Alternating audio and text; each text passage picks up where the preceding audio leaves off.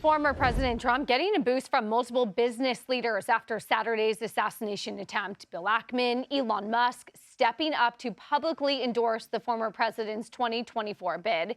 Joining us now, OLeary Ventures Chairman Kevin OLeary. Kevin, just want to first get your thoughts on where were you when you heard the news of the assassination attempt of the former president? I was on a boat about a mile offshore. My phone was exploding, luckily within reach of cell towers. And then I got the news, and I watched the images like everybody else did. It was horrific, and I think it's changed forever. This election cycle, that's for sure, and we'll start to see how it affects policy in the hours ahead. Kevin, the business community responding almost instantly. I was on Twitter as this happened, looking at the commentary. Elon Musk coming out to endorse the president just moments after, we all got the news. Bill Ackman doing the same thing, giving his formal endorsement. Then we got comments from Jamie Dimon, Mark Cuban, Mark Zuckerberg, even Jeff Bezos not endorsing the president, but putting a statement out there. Your thoughts on how big-time CEOs are rallying around him? Well, there's two sets of endorsements, as you've just detailed. One is talking about how assassination attempts are just un-American in every way. And that's what many CEOs and business leaders did. And of course, I understand that. But this time around, in terms of business leaders actually endorsing a candidate, particularly Trump, who was very, very controversial in his last mandate, I think people are starting to anticipate policy decisions. And we're going to start to get that with the speech. But the reason you would get a CEO endorsing Trump is probably that the environment for business will be better. That's what they're anticipating. In our own business ourselves, we are making a huge bet on energy. We're going to wait till August 7th to be assured that the Democratic ticket remains as planned.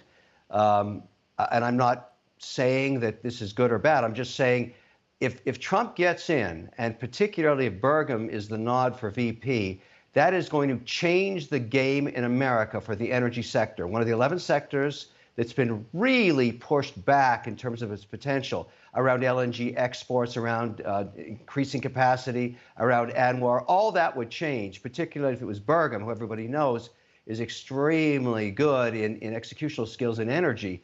And so I would want to be doubling down on that sector. We've gone an extra 30%, but if we see that Biden and Kamala Harris remain on the ticket, we're going to triple down on energy at midnight, August 7th. Kevin, markets, Bitcoin in the aftermath of the assassination attempt really started to soar. Jackie's been a longtime proponent of the theory that the more Trump looks likely to get elected, the higher markets are going to go. Is that what's happening here? Is this just a bet that he's going to win the election? And as you say, the business policy environment gets better? Well, it's not just down to the environment or just from 30,000 feet. Trump is a deregulator. We all know that from the last mandate. I don't care what sector you look at. He abhors paperwork.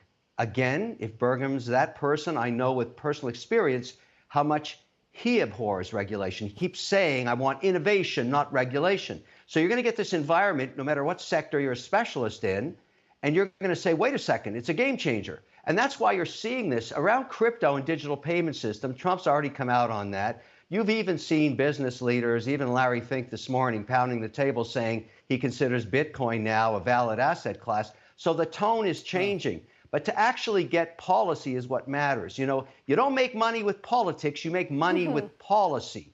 That's what investors are saying. So we sense a shift in policy. No one's right there yet, but it's starting to. Well, we're waiting for the speeches like everybody else tonight. Well said. We'll be watching along with you. Kevin, thank you so much for joining us on this program.